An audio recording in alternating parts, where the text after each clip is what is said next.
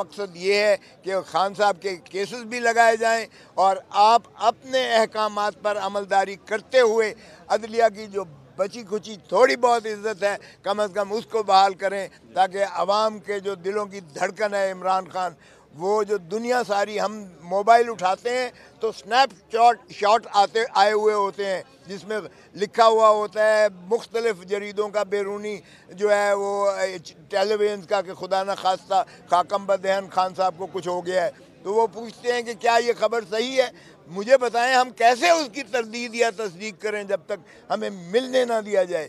Family को नहीं मिलने दिया जाता, बच्चों से बात नहीं करवाई जाती है, वकला को मिलने नहीं दिया जाता है और पार्लियामेंटेरियंस को भी मिलने नहीं दिया जाता है।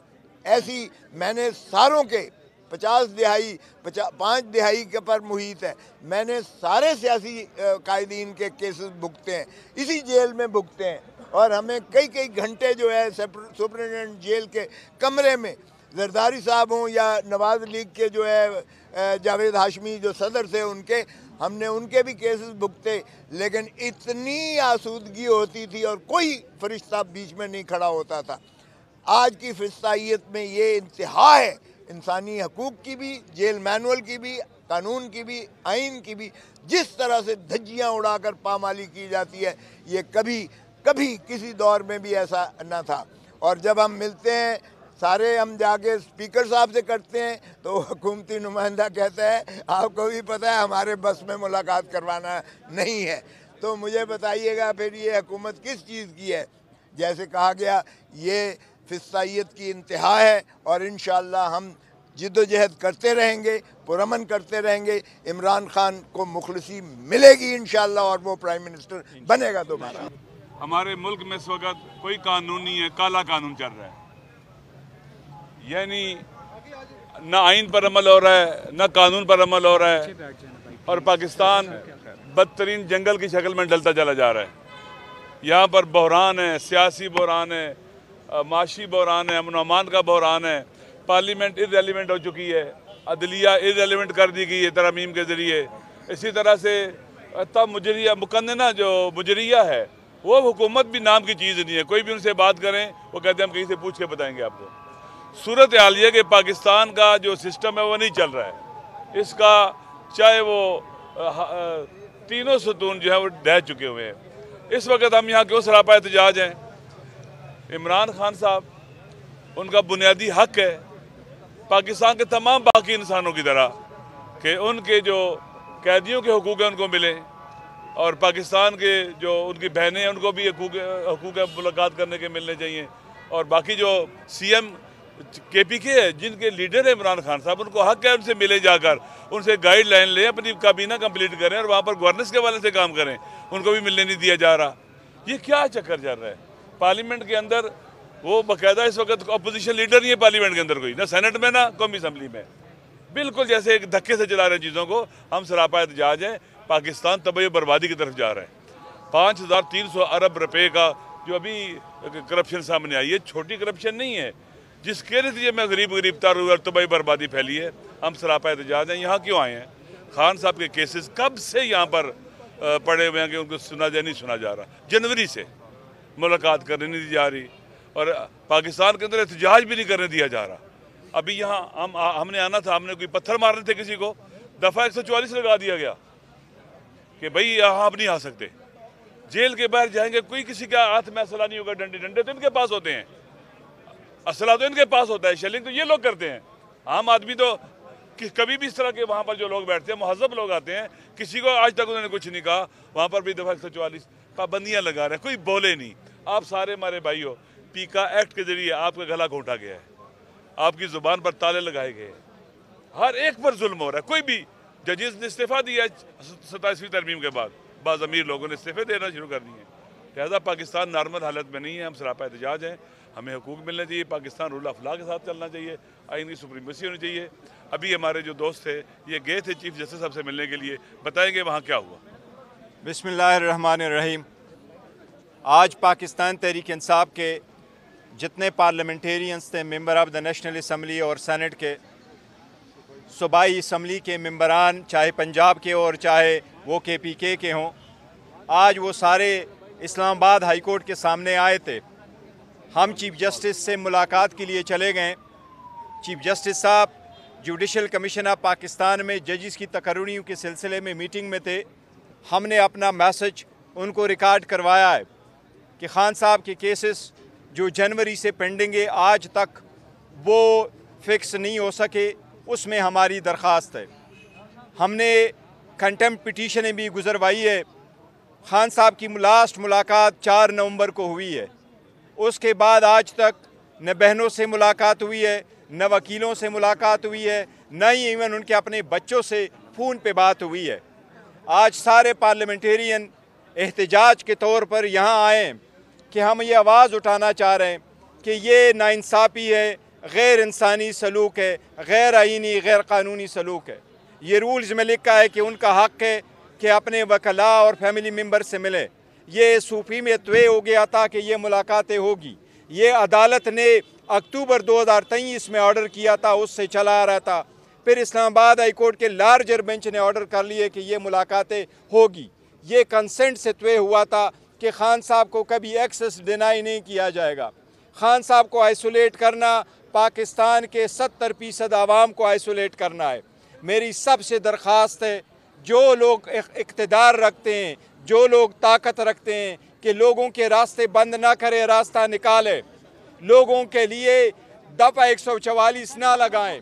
सारे ऐसी कानून आगे स्टेप ले ले जिससे ये तनाव ख़त्म हो जाए, जिससे मुलाकात हो जाए, जिससे वज़ीर आला अपने काबीना बनाने के लिए और अपनी पॉलिसी बनाने के लिए खान साहब से मुलाकात करे। ये हम सब का एक मुतालबा है और हम ये मुतालबा बारहा करेंगे जब तक खान साहब के साथ मुलाकात हमारी नहीं होती। हमें उम्मीद है चीफ जस्टिस साहब इस्लामाबाद हाई कोर्ट इस पर गौर करेंगे। हमारे चीफ जस्टिस सुप्रीम कोर्ट से इल्तिमास है, हमने उनके पास भी ह्यूमन राइट्स पिटीशनें फाइल की थी कि ऐसे सलूक करना ह्यूमन राइट्स की वायलेशन है, ये आप उस पर एक्शन ले। आज तक उस पर नहीं हुआ।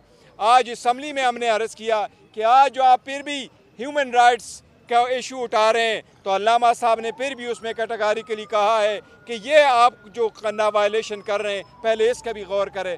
मैं समझता हूँ अब वक्त है कि रियलाइज़ करे कि इस तरीके से ये मुल्क 5 साल नहीं चल सकता। मेहरबानी करें, अब सिंस प्रिवेल होने चाहिए और इंसाफ होना चाहिए हमारे साथ। शुक्रिया जी आप लोगों का।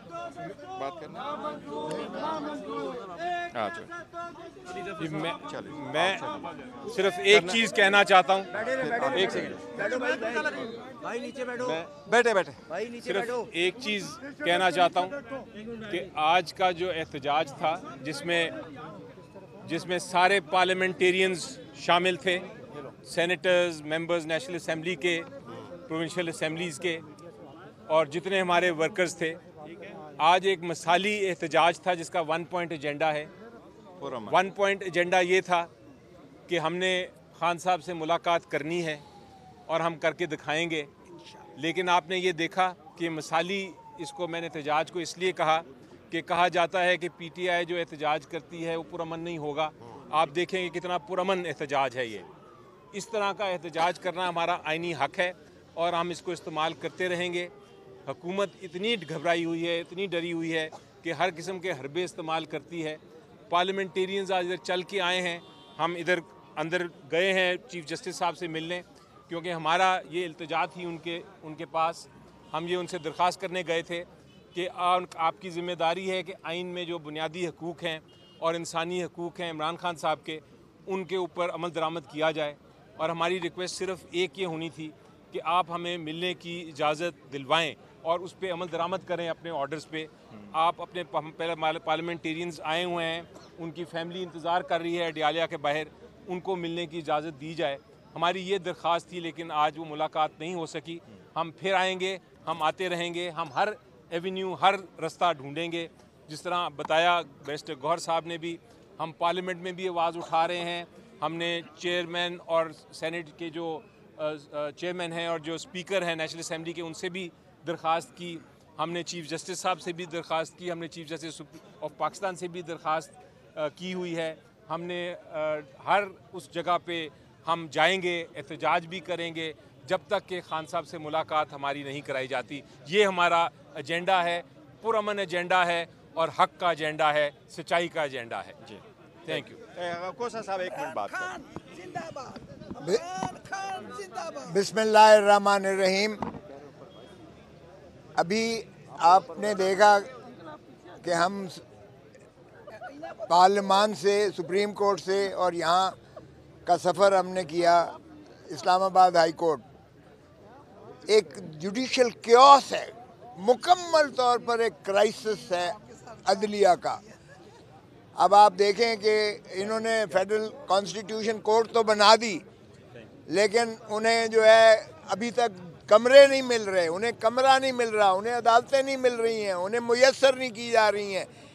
इतनी जल्दी थी इन्हें इस्लाम इंसाफ के ऐवानों को बखेरने की कि शिराज़ा इन्होंने लिटरली बखेर दिया है।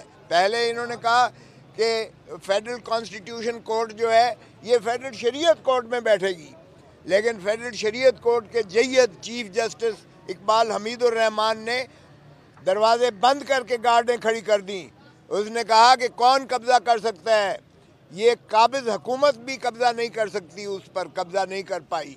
और फिर उन्होंने क्या किया, इस्लामाबाद हाई कोर्ट की जो बड़े अरसे के बाद ये बिल्डिंग बनी थी और वकला ने बहुत कुर्बानियाँ दे के एहतजाज करने के बाद किया था, तेरे घर के सामने एक घर बनाया है ताकि पार्लियामान के भी सामने हो, प्राइम मिनिस्टर की काबीना के भी सामने हो और सुप्रीम कोर्ट के भी सामने हो। तो ये एक इस्लामाबाद हाई कोर्ट की बिल्डिंग बनी थी। यहाँ पर आकर नाजिल हो गया फेडरल कॉन्स्टिट्यूशन कोर्ट। यहाँ भी उनको धुतकारा गया क्योंकि एक फ्लोर अभी सेकंड दिया है। चीफ जस्टिस ने अपना फ्लोर देने से इनकार कर दिया। अब कहा गया है इनको कि आप जी पुरानी बिल्डिंग F10 में चले जाएं, G10 में चले जाएं, वहाँ जाकर इन्हीं के अपने चीफ जस्टिस सरफराज डोगर साहब ने वो बिल्डिंग मुस्तरद कर दी क्योंकि वो खंडर बने पड़े थे। अभी आप अंदाज़ा करेंगे 20,000 मुकदमात यहाँ आए हैं। कोई इंस्टीट्यूशन यहाँ जो ब्रांच नहीं है, कोई पता नहीं है कि किसने दायर करना है, कहाँ दायर करना है, किस जगह दायर करना है, कौन इसकी जो है मार्किंग करेगा, कौन इसकी बेंचेस बनाएगा और कौन सुनेगा। तो ऐसी अफरा तफरी में जो बनाई गई है अदालत का कम मुकम्मल तौर पर शिराज़ा बिखर चुका।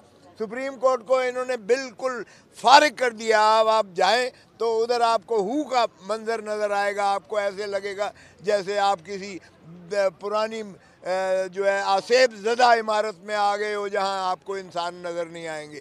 जजेस खुद जो है सरासीमगी के आलम में इस वक्त जो है काम कर रहे हैं। उस खौफ की जो है फ़िज़ा तारी कर दी गई है और सारी कौम को इन्होंने जो है एक जो है मायूसी की दलदल में धकेला हुआ है। आज जो कानून साजी थी, जॉइंट सेशन बुलाया गया, उजलत में बुलाया गया। उस जॉइंट सेशन का कोई पता नहीं था कि क्या जो है एजेंडा क्या है। आप कभी सोच सकते हैं कि 7 बिलों में से 4 ऐसे थे जो सदर साहब ने जो इन्हीं के एलाइज हैं, पाकिस्तान पीपल्स पार्टी के एलाइज हैं, उन्होंने मुस्तरद करके वो बिल भेजे थे चारों।